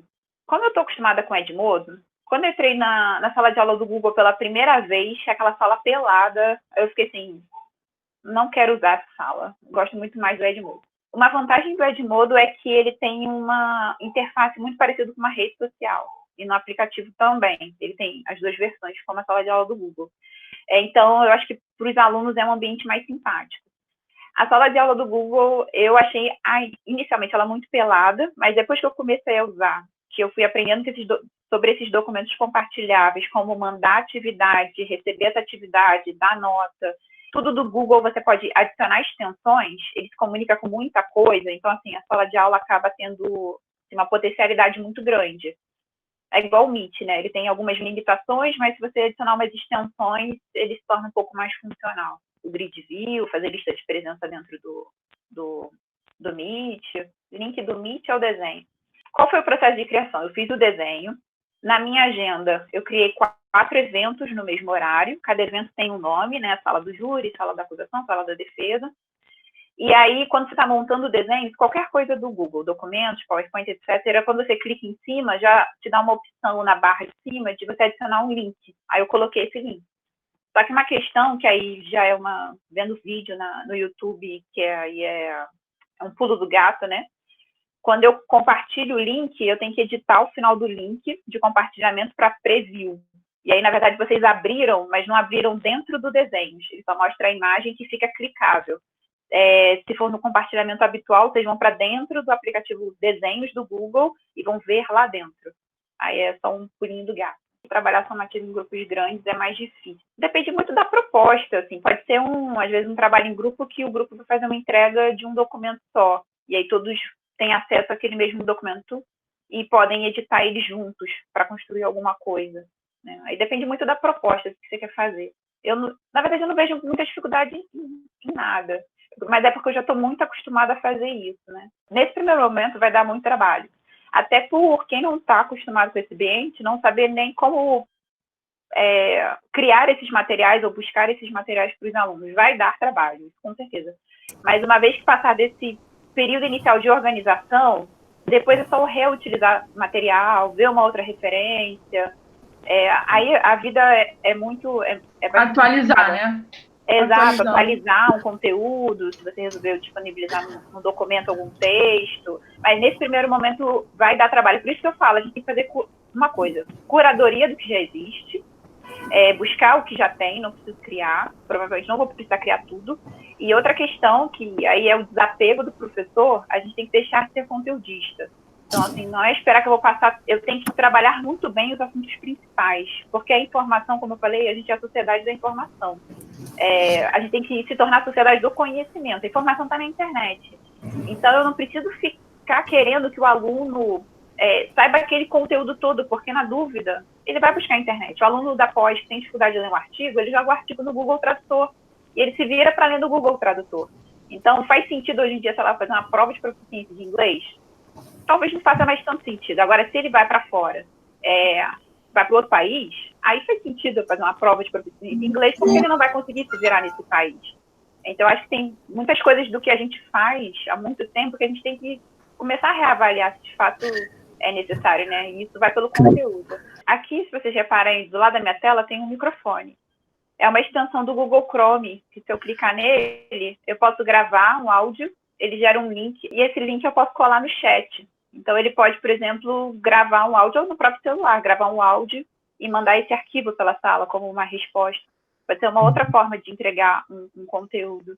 Okay. Assim como o professor também, porque dá trabalho você ler, pelo menos é uma estratégia que eu vou tentar fazer, assim, dar feedback mais por áudio do que escrito, porque escrito eu leio, releio, para ver se de fato ficou entendível o que eu quis dizer. Eu perco muito tempo corrigindo português, que eu não sei nem mais escrever, porque eu só uso computador, e ele me autocorrige. Então, é uma estratégia que eu estou pensando em usar, dar feedback por áudio, quando as aulas começarem mesmo. É uma questão que eu acabei não falando lá no início sobre o planejamento da aula. A gente está acostumado, por exemplo, eu dou neurociências toda sexta-feira de manhã, 4 horas. Então, nesse nova forma de educar, essas minhas 4 horas, na verdade, eu vou diluir ao longo da semana, né? Eu vou 40 minutos cada dia me dedicar à turma de neuro. E aí eu entro, busco um material, vejo se alguém mandou uma dúvida, respondo a dúvida. E a interação deles no ambiente vai depender do que você está demandando deles. Se você dá uma atividade que eles vão ter uma semana para responder, ler um material, te devolver, pode ser que eles te mandem uma mensagem com dúvida sobre o enunciado, dúvida sobre o que tem que fazer. Mas aí eles mandam uma, 2 dúvidas, eles leem a pergunta do outro aluno, então às vezes ao responder um, você já está respondendo a dúvida de outros, e ao longo de uma semana eles não vão mandar mais nada. Aí você recebe as atividades, corrige e dá um feedback. Mas se você abre um fórum de discussão que vai durar uma semana, todo dia você vai ter que entrar lá, ler e interagir com seus alunos. Então depende muito do que você vai demandar deles fazerem para ter esse retorno, e isso vai te dar ou não trabalho. Uma vantagem também na questão da programação é que geralmente essas salas, a sala de aula do Google, Edmodo, Moodle, você programa. Então, você pode perder um grande tempo planejando a disciplina, mas você já pode deixar toda a disciplina pronta dentro da sala sem postar, só um rascunho, ou já programado o dia que vai ser feita a postagem. E daí ele vai se postando e você não precisa fazer mais nada. No máximo, se mudou alguma coisa no calendário, você edita a data que o post vai ser publicado. Então, essa é uma vantagem também desses ambientes. A parte emocional dos alunos, com câmera fechada, a gente não consegue saber, né? Mas estratégias podem ser perguntas. Esse slide lá no início que eu coloquei é um slide padrão do Pierre Beck, que ele tem os modelos que você pode usar, que é justamente para ver o nível emocional do aluno nessa situação agora de isolamento social devido ao Covid. Eu que editei o que estava escrito embaixo. Mas você mesmo pode fazer perguntas e os alunos, eles vão falar. Então, a avaliação formativa é uma avaliação do aluno, mas é mais uma forma do professor saber se o que ele está querendo trabalhar de conteúdo, o aluno de fato está entendendo. E aí você pode fazer de diferentes formas, pode ser uma discussão, um debate, pode ser um quiz, assim, da forma que você quiser. E eu posso ou não dar nota, não necessariamente preciso dar nota, porque, na verdade, o objetivo é mais eu perceber se o aluno está entendendo. Não fazer isso só lá no final, quando não tem mais jeito, né? Eu fiz uma prova, todo mundo errou, é final do semestre e os alunos são reprovados. É para não chegar nesse ponto. Chegar lá na frente com a maior parte dos alunos. O ideal seria todo mundo, né? Mas é difícil. Entendendo tudo. Aqui eu estou lendo a questão da interação também vídeo oral, se é só escrita, se é pertinente a fomentar a participação oral no entorno virtual. Aí eu não sei se talvez meus alunos que estão escutando aí, que estão nessas disciplinas que eu já fiz online, pode dar o feedback como um aluno. Eu acho que, assim, no WhatsApp, eu sei que muita gente gosta de mandar áudio, mas a gente interage por mensagem escrita, a gente está lendo coisas na rede social, dá para a gente interagir muito bem, se sentir presente, sendo respondido só por mensagem. Aí também é muito de como o professor quer montar a sua disciplina. No nosso caso, por exemplo, a gente na disciplina que eu dei como exemplo, a gente optou por um primeiro encontro para explicar o funcionamento e 2 momentos mais de discussão. Mas só a primeira e a segunda semana, elas já foram bem riquíssimas, assim, de discussão ao longo dos fóruns. Acabou que essas 2 semanas que a gente está mais no silêncio, porque a gente deixou os alunos se prepararem para o júri. Então, aí, novamente, assim, como você quer trabalhar o seu conteúdo. Aí é mais difícil de eu ficar dando pitaco, né? Porque os conteúdos são diferentes, as disciplinas são diferentes. Para fazer slides interativos, eu produzo normalmente no PowerPoint ou nessa plataforma que você mostrou. Então, eu descobri recente o Peer Deck também integra com o Office, pelo que eu estava vendo. Então, não precisa ser dentro das apresentações, não. Posso montar no PowerPoint. Uma vez que eu jogo os documentos do Office dentro do meu Drive, na hora que eu abro, geralmente o Google me pergunta se eu quero converter ele para o formato do Google. Então, é só jogar lá dentro que ele já vai se transformar em apresentação, no caso do PowerPoint, né? Essas metodologias que estamos discutindo teria voltado mais em relação à graduação? Não, graduação e pós. O exemplo da disciplina que eu dei é de pós-graduação. Fico curiosa nessa relação como aluno de pós. A metodologia atual de ensino remoto não parece ser algo tão distante do normal, principalmente por envolver mais discussão de artigos e seminários, algo que nós participamos ativamente. Sim, na pós-graduação tem muitas disciplinas que envolvem já discussão, né? Às vezes os alunos participam, às vezes não, aí depende muito, mas já tem essa prática que a gente pode transportar. A única questão que eu acho que é transportar da mesma forma para o virtual é que nem sempre o aluno está com conexão à internet. Então, pode, da mesma forma que eu comentei, eu posso disponibilizar um artigo, todos leem, e aí, de repente, eu combino um Meet para discutir só o artigo e não, eu vou fazer uma apresentação e depois debater a minha apresentação. Então, eu posso só me conectar para discutir um determinado artigo, ou posso fazer a discussão por texto num fórum. São outras possibilidades. Aí vai mais se, assim, no caso da pós-graduação de vocês, os alunos não estão com problema de acesso, tá ok, tá ótimo. Porque no caso da graduação, a gente tem um pool de alunos gigantescos, né? E é algo que está sendo muito dosado agora para ser de volta ou não, se todo mundo vai conseguir ter acesso ou não. E aí, na graduação, eu acho que é mais crítico. A gente tem que evitar fazer meets. Então, o link para quantificar as visitas na sala é um site chamado Bitly. Depois, quando eu compartilhar a apresentação, acho que já está até lá na sala, tem um link para o site. Aí você só pega o seu link que você quer saber se as pessoas estão clicando nele, o endereço do site, você joga dentro do Bitly, ele vai gerar um link curto. E aí ele vai passar a aparecer no seu log ali de links. E aí sempre quando alguém clicar naquele link, vai ser redirecionado para o site que você vinculou, aquele link curto do Bitly, e na sua dashboard vai aparecer quantos cliques, quantas vezes alguém clicou naquele seu link curto. Eu só não consigo saber quem. Isso porque eu estou na versão gratuita, né? Eu não sei quem. Mas ele minimamente dá uma estatística de onde a pessoa estava, assim, geograficamente, o dispositivo que acessou. Acho que isso dá para pegar de informação. Sim, por isso que eu falei assim, lá no início, eu vou mostrar para vocês possibilidades. Porque o fazer, o YouTube tem tudo.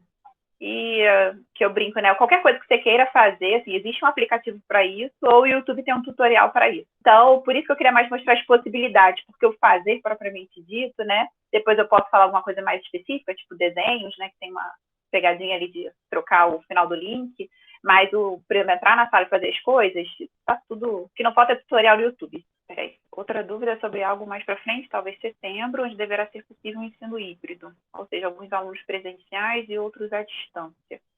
Como você recomendaria a aula nesse caso?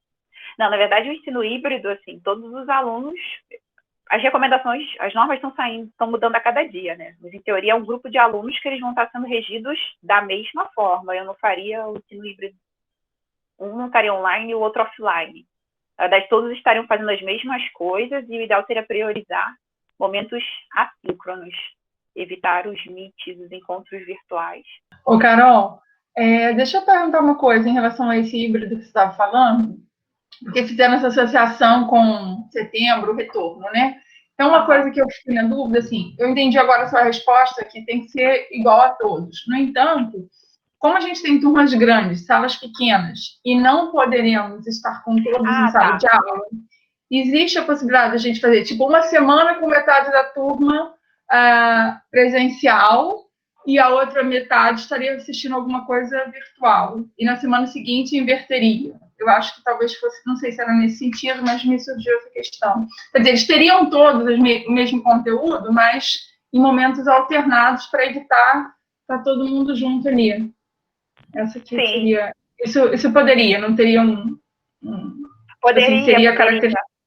É algo que Tá. a gente está pensando aqui também, até a gente tem um laboratório de análises clínicas para os alunos da biomedicina, que ele já foi construído num espaço muito pequeno, cada salinha, cada setor cabia no máximo 3 pessoas, o professor e mais 2 alunos. E agora, com essa questão de limitação de distância, é impossível, tem que ter um aluno.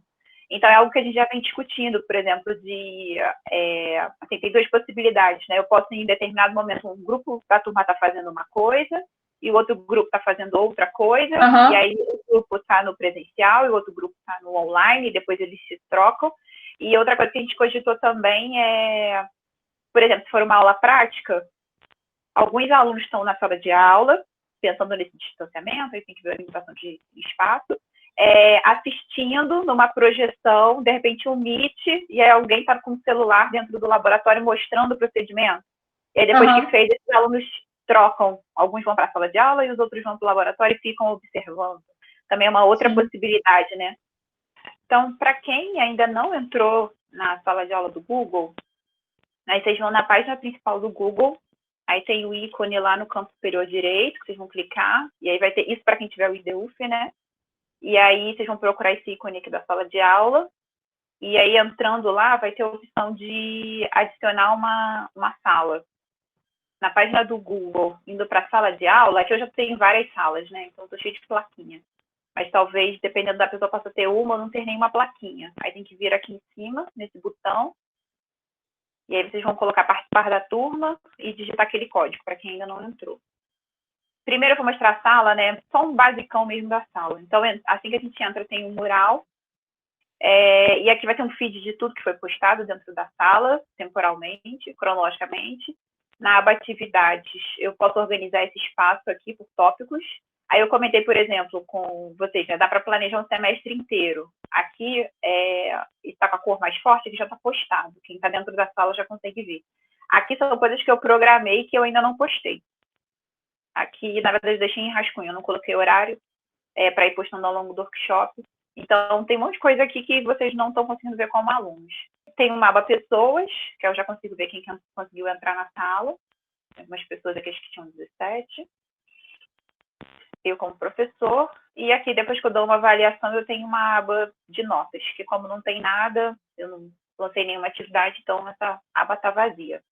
Pensando nas atividades, eu coloquei para vocês aí, quem entrou antes, o link do Google Meet que foi divulgado, já tinha deixado aqui.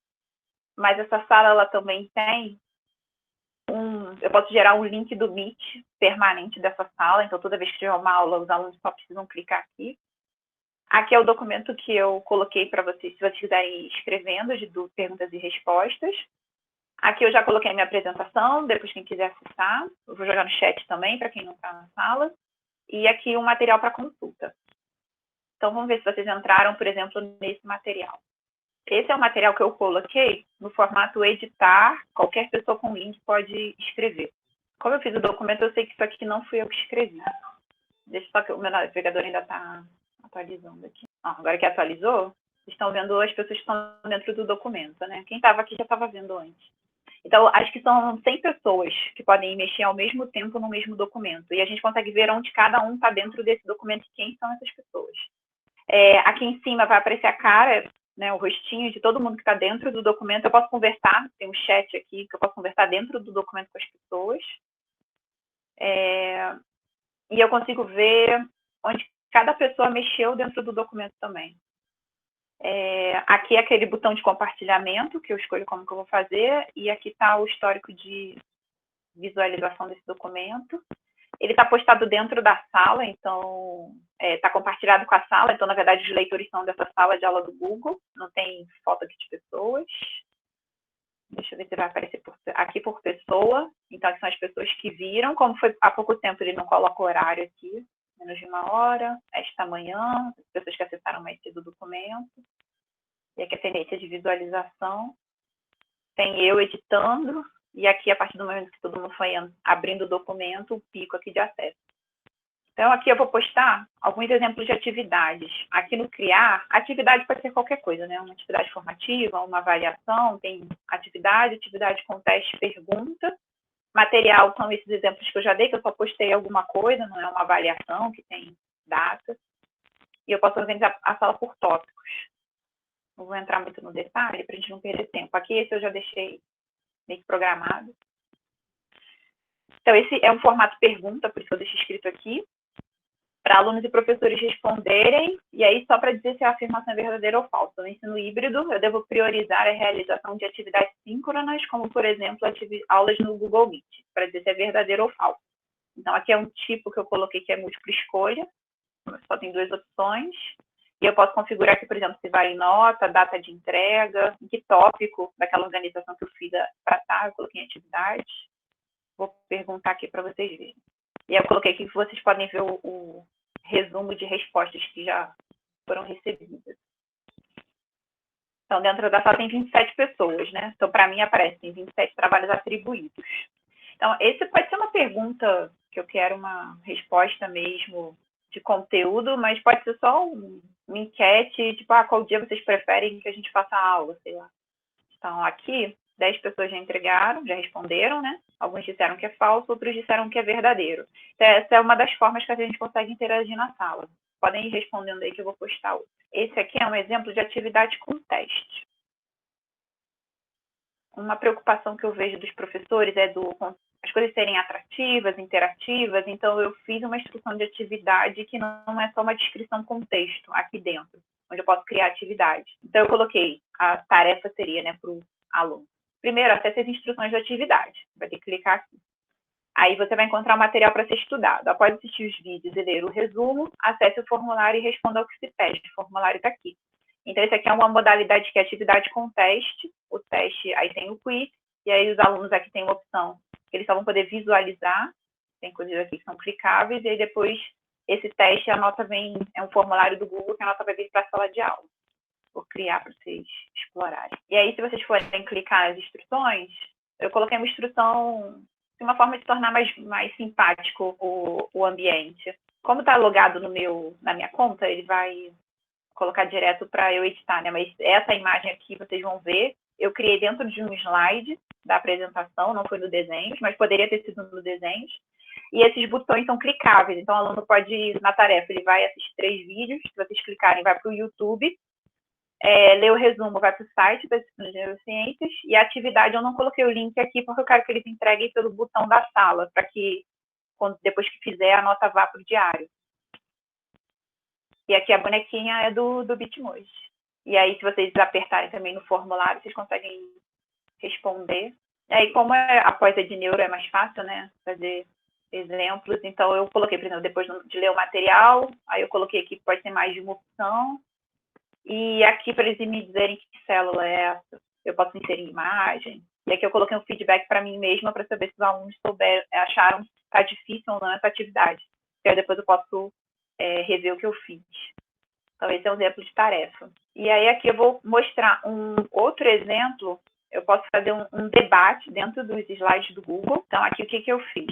Aí a instrução é, clique no arquivo e leia as instruções. Eu vou postar. Vocês podem editar esse documento, foi a opção que eu coloquei, porque eu quero que vocês escrevam dentro dele. E aí, aqui, por exemplo, é um exemplo de um debate que eu posso fazer de forma assíncrona. E aí eu fiz dentro das apresentações do Google. Então, o que eu fiz? Do primeiro ao quarto slide, eles estão travados. Eu fiz um slide mestre, onde você não consegue... Porque como muitas pessoas vão entrar, pode ser que um aluno delete a instrução, né? Então, ele foi feito no formato de... Eu editei um slide mestre, ninguém consegue mexer. E aí tem a instrução. Então, eu coloquei, um debate sobre o uso de tecnologia na educação. Pense em um argumento contra ou a favor sobre o uso de tecnologia. Você vai digitar no campo porquê. Tem 2 tipos de slide, contra e a favor. E aí você pode comentar o comentário de um colega desse campo porquê. E aí aqui eu dou mais algumas instruções adicionais, se precisar duplicar slide, pode ser que eu não tenha colocado slide suficiente. E aí, na hora de duplicar, vai precisar das caixinhas. Aí, essas caixinhas aqui eu consigo copiar e colar. Então, aí nos slides eu tenho o seguinte. Eu tenho um slide que eu sou contra, aí alguém pode vir aqui digitar o porquê que é contra, e aí os outros alunos comentam aqui sobre esse comentário do sou contra. E aí tem slides que é sou a favor, yes, e aí diz por que eu sou a favor, e aí outros alunos podem vir aqui e comentar. E aí na rubrica da tarefa a pessoa tem que interagir pelo menos uma vez no campo porquê, e tem que emitir pelo menos um comentário que seja significativo a um porquê que foi postado aqui. Aí uma coisa também que vocês podem ver nos slides, se vocês repararem, aqui dá para ver uma bolinha que eu consigo saber qual slide a pessoa está olhando nesse exato momento. Então, isso por exemplo, um debate, uma forma que eu posso fazer um debate, em ser pelos comentários da sala, e eu posso dar uma semana para esse debate acontecer. Uma semana, 3 dias, e aí eu determino. Eu não preciso logar todo mundo ao mesmo tempo, que é o que a gente está fazendo nesse momento, né? Que aqui, na verdade, é mais para demonstrar. Provavelmente não vou ver tanta gente junta no documento ao mesmo tempo. Eu posso liberar essa tarefa na sala, dou uma semana, eles vão interagindo, eu vou acompanhando. Pelo acesso ao documento e pelo que foi escrito no histórico, eu sei onde cada aluno escreveu. E aí depois eu posso lá anotar lá, fulaninho fez isso, fez aquilo, eu gostaria que você tivesse feito isso ou aquilo, e aí eu vou e dou a minha nota. Então, essa é uma atividade dentro de um documento colaborativo de forma assíncrona. Um exemplo. Dá agora uma terceira opção de atividade, essa é um pouquinho mais complexa, porque eu sei que tem a questão também de colar na internet, né? E aí o colar, se eu faço uma atividade que o aluno pode consultar na internet, talvez eu tenha que rever, né, a minha atividade. Então aqui eu coloquei um exemplo, não deu tempo de eu fazer algo com um foco mais para neuro, eu coloquei algo para bioquímica, que foi mais rápido de elaborar. Então, aqui poderia ser um exemplo de avaliação, então o que eu fiz? Nessa avaliação, o aluno vai ter que criar um ensaio de bioquímica. Então, você vai ter uma hora para realizar essa avaliação. Então, eu posso, por exemplo, como eu posso programar aqui a data e hora de entrega, eu pego todos os alunos que estão conectados ao mesmo tempo, eu libero e dou um tempo para eles fazerem. É uma opção. E aí eles vão ter uma hora para fazer, pode ser individual ou em grupo também. Acessar os 3 documentos, ler com atenção. Caso haja dúvidas sobre o enunciado ou sobre o acesso ao documento, envie aqui, que vai ser a única dúvida que o professor vai tirar. Após preencher o documento e o desenho, devolva a tarefa, que para o aluno aparece aquele botão de devolver. Vou colocar para vocês. Então, esse aqui é para o aluno devolver, então está como opção fazer uma cópia para cada aluno. Então, isso vai para o meu Drive como professora, depois como resposta. Esse ensaio bioquímico é uma cópia para cada aluno também, e esse aqui é um arquivo que eles só precisam ver. Então, eu coloquei como opção, os alunos podem visualizar o arquivo. Então, aqui qual é o tipo de atividade que foi pensada? Uma disciplina de bioquímica clínica, onde os alunos foram aprendendo os diferentes ensaios, cinético, colorimétrico, etc. Lá no final, eu quero fazer uma avaliação para ver se eles entenderam. E aí vai ter uma primeira atividade, dos 3 documentos, esse primeiro que ainda está abrindo, ele tem 3 coisas que o aluno vai precisar fazer. O desenho, ele vai ter que montar uma placa de bioquímica, e aqui está a instrução do kit. Então, aí depois, né, já dei a disciplina toda de bioquímica, e aí a primeira questão leia a bula do ensaio colorimétrico para a dosagem da glicose sanguínea. Após, aí aqui eu coloquei como grupo, né, deverá sintetizar o tópico procedimento do kit em etapas, e aí digitar essas etapas nessa tabela. Porque geralmente quando você tem um protocolo, né, a gente acaba fazendo POP. Então aqui é uma questão mais basicona. Aí depois eu peço o seguinte: o laboratório está sem tubo de ensaio, que comporta um volume de 1 ml, que é o que o kit pede. Será necessário adaptar esse ensaio para ser realizado em microplaca de 96 pontos. Sabe que o volume máximo que cada poço comporta é 300 microlitros. O volume mínimo de solução que o espectrofotômetro aceita para leitura são 100 microlitros. E aí, diante disso, você deve calcular o volume necessário de cada reagente para realizar o ensaio.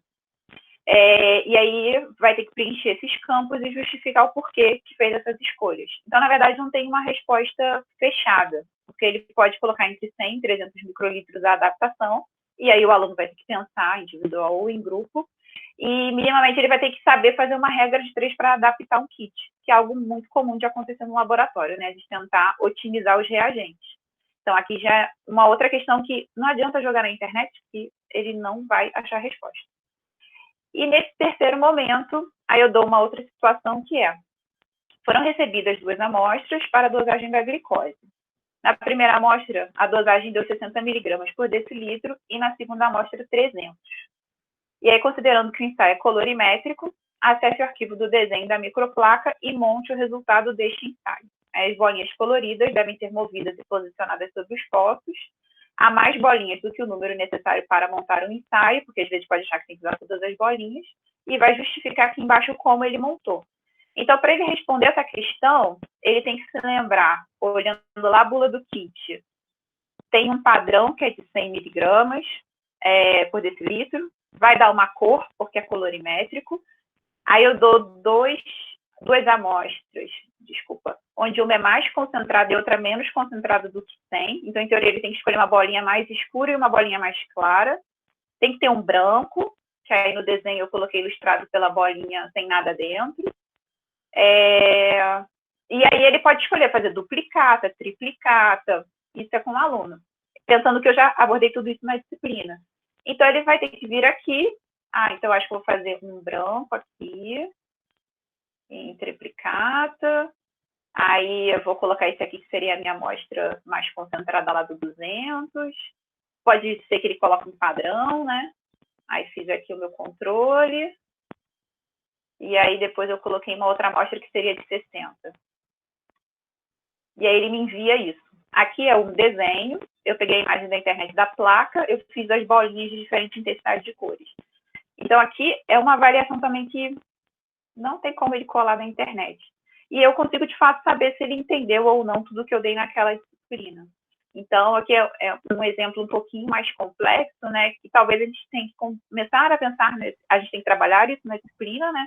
E também fazer avaliações que demandem mais um raciocínio do aluno do que simplesmente, quais são os tipos de neurônio. Tem neurônio motor, tem neurônio sensitivo, tem neurônio isso e aquilo. Isso é algo que ele vai achar na internet e é só memorização, né? E aqui, só para fechar, e aí vocês vão me falar dessa experiência que vocês tiveram hoje comigo, o que vocês acharam? Se capturou a sua atenção, concorda, neutro ou discorda? Se você conseguiu participar, se houve interação, e aí se você concorda ou não, se você se sentiu exposto durante a minha apresentação.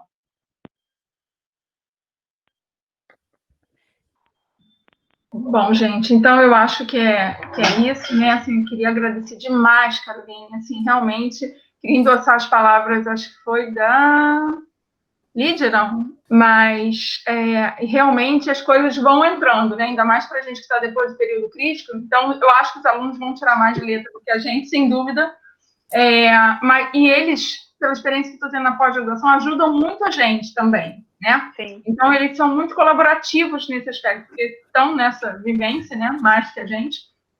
Então, assim, foi muito bom, assim, foi excelente, de novo, queria te agradecer muitíssimo, e qualquer coisa a gente vai tirando dúvidas aí, eu já tenho seu e-mail.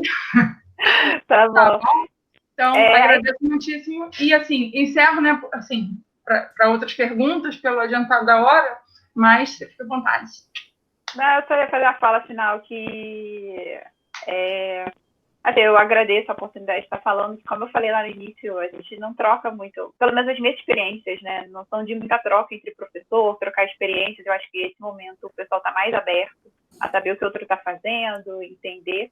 E eu acho que essa é uma prática que a gente tem que criar daqui para frente, né? O que eu faço na minha sala de aula?